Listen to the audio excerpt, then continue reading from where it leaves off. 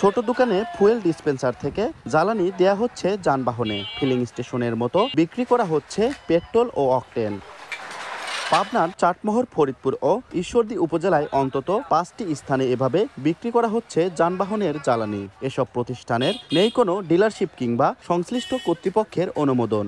দাহ্য পদার্থ মজুত করায় তৈরি হয়েছে নিরাপত্তা ঝুঁকি। বড় কোনো দুর্ঘটনার আগেই ব্যবস্থা নেওয়ার দাবি এলাকাবাসীর। এই ধরনের অবৈধ ব্যবসা থেকে মানুষকে দূরে থাকার জন্য আপনাদের প্রচেষ্টা, এবং আমি জেলা প্রশাসনকে আমি বিনয়ের সাথে বলবো যে তারা ব্যবস্থা নেবে। এটা একদিকে ঝুঁকিপূর্ণ এবং এটা ব্যবসায়ীদের জন্য ক্ষতিকর। আমরা মনে করি যে এই ধরনের পেট্রোল পাম্পগুলো অবিলম্বে চিহ্নিত করে বন্ধ করে দেওয়া উচিত।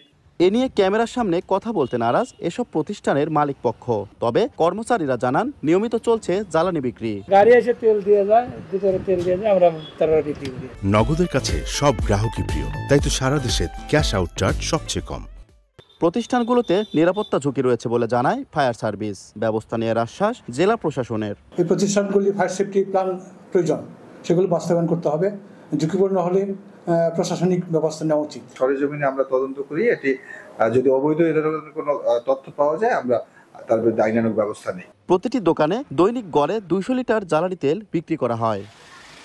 সবুজ মোল্লা, সময় সংবাদ, পাবনা।